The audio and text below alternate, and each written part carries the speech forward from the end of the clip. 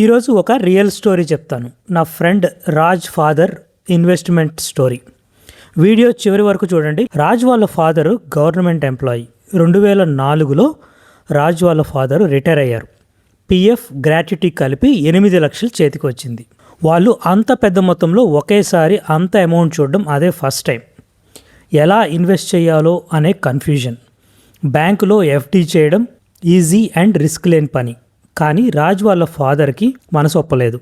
ఆయన రాజును పిలిచి, మన ఊరిలో ఒక పెద్ద ఆయన ఉండేవారు. ఆయన నేను ఎప్పుడు ఊరికి వెళ్ళినా, రాము హైదరాబాద్లో కనీసం 100 గజాలైన భూమి కొనుక్కో, అది నువ్వు ఊహించినంత పెరుగుతుంది, నేల నిద్రపోదు, నేల నీకోసం పనిచేస్తుంది. ఆ మాటలు నాకు తరచూ గుర్తొస్తుంటాయి.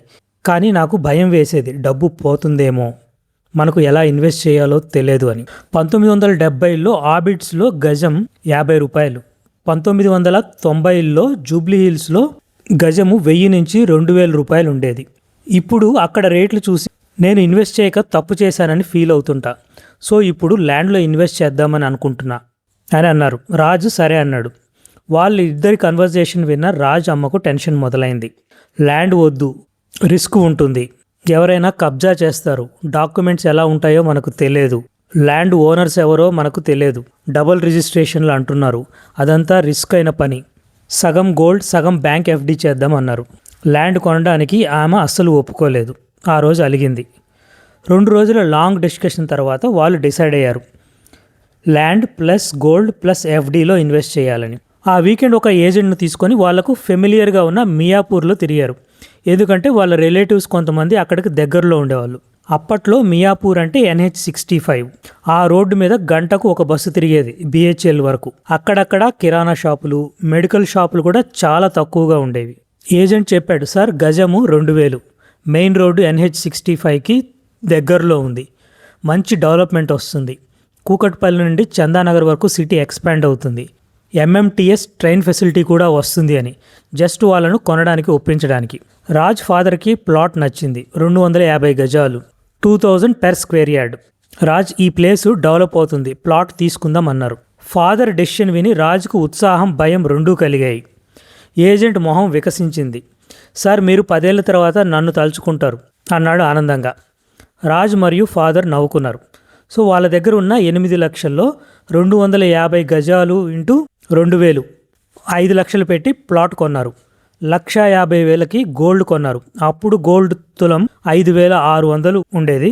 సుమారుగా 26 తులాలు వచ్చాయి. మిగతా 1,50,000 బ్యాంక్ ఎఫ్డి చేశారు. ఆ డబ్బు ఇన్వెస్ట్ చేసేసరికి వాళ్ళకు ఒక పెద్ద బరువు తగ్గినట్టు ఫీల్ అయ్యారు. తర్వాత అందరూ వాళ్ళ పనుల్లో బిజీ అయిపోయారు. అది 2008 global crisis. Gold value 30% down అయింది. ల్యాండ్ ప్రైసెస్ తగ్గాయి. మియాపూర్లో ల్యాండ్ అమ్ముదామంటే కొనేవారు లేరు. రాజ్ వాళ్ళ మదర్కి టెన్షన్ స్టార్ట్ అయింది. రోజు భోంచేసేటప్పుడు అదే టాపిక్ తెచ్చేది. మొత్తం బ్యాంకులో ఎఫ్డి చేస్తే హ్యాపీగా ఉండేవాళ్ళం, తప్పు చేశాం, ఇప్పుడు ఎలా అని తను టెన్షన్ పడుతూ అందరినీ టెన్షన్ పెట్టేది. రాజ్ వాళ్ళ ఫాదర్ ఆయనకు లోపల టెన్షన్గా ఉన్న బయటికి ధైర్యంగా, ఓపిక్గా ఉండండి, పరిస్థితులు చక్కబడతాయి 2 ఏళ్లలో అని ధైర్యం చెప్పేవాళ్ళు. అది 2010 టైం. NH65 విస్తరణ జరిగింది. సిటీ కూకట్పల్లి నుండి చందానగర్ వైపు డెవలప్ అవడం స్టార్ట్ అయ్యింది. మియాపూర్లో ల్యాండ్ ప్రైస్ గజం 5,000 దాటింది. రాజ్ అమ్మగారు కాస్త తేరుకున్నారు. రాజ్ వాళ్ళ ఫాదర్ ఒకరోజు అడిగారు, ల్యాండ్ రేట్ పెరిగింది కదా, అమ్మేద్దామని. దానికి రాజ్ వాళ్ళ అమ్మ, వద్దు ఉండని, ఇంకా పెరగని అన్నారు. రాజ్ వాళ్ళ ఫాదర్ నవ్వేశారు. ఆమెకు నమ్మకం కలిగింది. ఇంకొక 5 years గడిచిన తర్వాత వాళ్లకు ప్లాట్ ఇప్పించిన ఏజెంటు వాళ్ళ దగ్గరికి వచ్చాడు, ఇంకొక బయర్ను తీసుకొని. సార్ నేను చెప్పాను కదా, మన ప్లాట్కి మంచి డిమాండ్ వచ్చింది, 35 లక్షలకు కొనడానికి పార్టీ రెడీగా ఉంది, అమ్మేయండి సార్, మీకు వేరే దగ్గర తక్కువలో మంచి ప్లాట్ ఇప్పిస్తా అని. రాజ్ టెంప్ట్ అయ్యాడు. 11 ఏళ్లలో 7 రెట్లు, ఇంకా ఇంతకంటే ఏం పెరుగుతుంది అని. కానీ రాజ్ వాళ్ళ ఫాదర్ ఒప్పుకోలేదు. కొనడానికి వచ్చిన వాళ్ళకు తెలుసు అక్కడికి మెట్రో వస్తుందని. అది 2017 మియాపూర్కి మెట్రో వచ్చింది. రాజ్ వాళ్ళ ప్లాట్కి చాలా దగ్గరగా. రేట్లు అమాంతం పెరిగిపోయాయి. ప్లాట్కు మంచి డిమాండ్ వచ్చింది. ఆ ఖాళీ స్థలం ఇప్పుడు టెంపరీగా కమర్షియల్ పర్పస్కి రెంట్కి ఇచ్చారు. Monthly income రాసాగింది. రాజ్ వాళ్ళ అమ్మ ఆనందానికి అవధులు లేవు. వాల్యూ బాగా పెరిగింది. నెల నెల ప్లాట్కి అద్దె వస్తుంది. రాజ్ వాళ్ళ ఫాదర్ అన్నారు, చూసావా నా డెసిషన్ ఎప్పుడూ కరెక్టే, మన ల్యాండ్ వాల్యూ ఎంత పెరిగిందో చూసావా అని.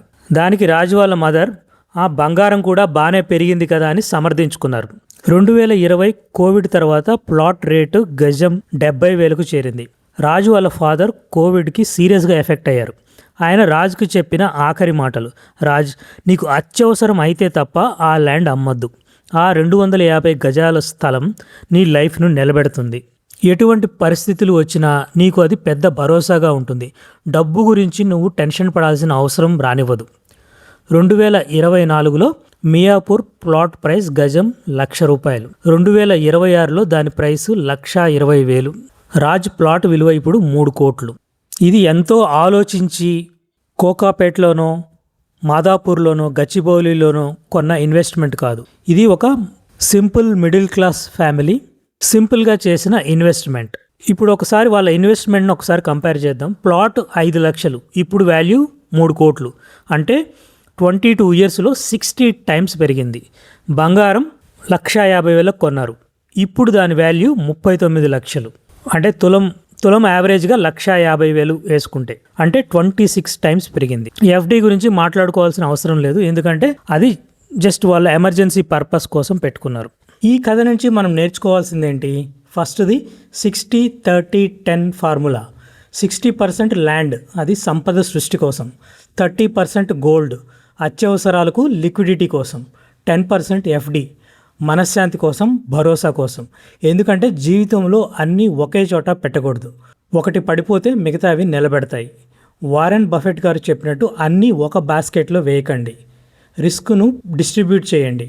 నేల నిలకడనిస్తుంది, బంగారం స్వేచ్ఛ ఇస్తుంది, ఎఫ్డి నమ్మకం ఇస్తుంది. ఊహించని దానికి సిద్ధంగా ఉండండి. ఆ 30% బంగారం మీ ఎమర్జెన్సీ బ్రేక్ గ్లాస్గా ఉపయోగపడుతుంది. జీవితం ఎప్పుడు ఎలాంటి మలుపు తిరుగుతుందో ఎవరికి తెలియదు. అలానే బోరింగ్గా అనిపించే ఎఫ్డిని కూడా నెగ్లెక్ట్ చేయకండి, ఎందుకంటే ఆ 10% ఎఫ్డి ఉత్సాహంగా అనిపించకపోవచ్చు, కానీ పీస్ ఆఫ్ మైండ్ ఇస్తుంది.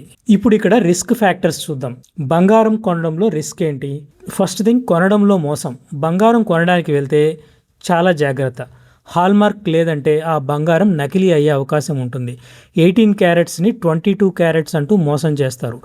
మేకింగ్ ఛార్జ్ పేరుతో ₹1,000 దోచేస్తారు. బిల్లు ఇవ్వకపోతే, బైబ్యాక్ గ్యారంటీ ఇవ్వకపోతే రిస్క్ అని గుర్తుంచుకోండి. మంచి జ్యువెలరీ దగ్గరికి వెళ్ళి హాల్మార్క్ ఉందో లేదో కన్ఫర్మ్ చేసుకోవడం చాలా ఇంపార్టెంట్. అలాగే బంగారానికి ఇంకొక రిస్క్ ఉంది, అది దొంగిలించబడే ప్రమాదం. బంగారం ఇంట్లో దాచుకున్న, అల్మారాల్లో పెట్టిన దొంగలు కనిపెడతారు.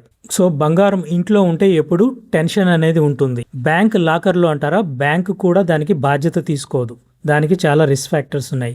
ఒకవేళ మీరు గోల్డ్లో ఇన్వెస్ట్ చేయాలనుకుంటే బెస్ట్ థింగ్ ఏంటంటే ఎక్స్చేంజ్ ట్రేడెడ్ ఫండ్స్, ఈటీఎఫ్లో ఇన్వెస్ట్ చేయడం బెటర్. నేనైతే గోల్డ్ బీస్లో ఇన్వెస్ట్ చేస్తాను. మీరు ఏదైనా మంచి లిక్విడిటీ ఉన్న ఈటీఎఫ్, ఎక్స్చేంజ్ ట్రేడెడ్ ఫండ్లో ఇన్వెస్ట్ చేయడం ఉత్తమం. ఇక ల్యాండ్లో ఉన్న రిస్క్ ఏంటంటే కొనుగోలు చేసే ముందు తప్పకుండా మీరు చూడాల్సింది హెచ్ఎండిఏ అప్రూవల్ ఉందా, లేకపోతే అది రిస్క్, దాని జోలికి వెళ్ళొద్దు. క్లియర్ ల్యాండ్ టైటిల్ ఉందా, ఎలాంటి కోర్టు కేసులు లేవు కదా, అది చాలా ఇంపార్టెంట్. జోనింగ్ రెగ్యులేషన్స్ ఏంటి, అక్కడ నిర్మించుకోవడానికి అనుమతి ఉందా, ఒక్కసారి డాక్యుమెంట్స్ చెక్ చేసుకుంటే భవిష్యత్తులో వచ్చే పెద్ద నష్టాలను తప్పించుకోవచ్చు. ఫ్రెండ్స్, ఈ వీడియో నచ్చినట్లయితే ఒక లైక్ చేయండి. అలానే ఇది మీ స్నేహితులకు లేదా రిలేటివ్స్కు ఉపయోగపడుతుంది అనుకుంటే వీడియోను తప్పకుండా షేర్ చేయండి. అలాగే ఛానల్ని ఇప్పటివరకు సబ్స్క్రైబ్ చేసుకున్నట్లయితే తప్పనిసరిగా సబ్స్క్రైబ్ చేసుకోండి. మరొక ఇంట్రెస్టింగ్ వీడియోలో నెక్స్ట్ వీడియోలో మళ్ళీ కలుద్దాం. అంతవరకు టేక్ కేర్. వీడియో చివరి వరకు చూసినందుకు థ్యాంక్ యూ.